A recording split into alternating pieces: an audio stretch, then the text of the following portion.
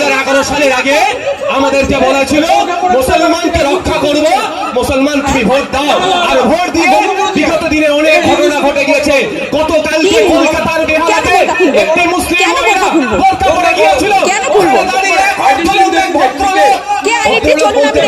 রাজনীতি করছি না, সে বলছে এটা হিন্দুস্তান, এখানে বোরকা পরা যাবে না, এখানে তুমি বোরকা খুলে আসো। যে বলছে মুসলমানদের বুঝাবো, মুসলমান মহিলা বোরকা পরে গেল, বোরকা খুলে আসো। সংবিধানের 25 নম্বর ধারাটা খুলে দেখে নিন। সংবিধানের 25 নম্বর ধারাতে বলা আছে আমি আমার ধর্মচারণ, আমি আমার রিলিজিয়াস প্র্যাকটিস আমি আমার মতো করে করব। একটা ধর্মের মানুষকে বলা আছে তো রিলিজিয়াস প্র্যাকটিসের মধ্যে অবশ্যই বোরকাটা ইনক্লুড আছে।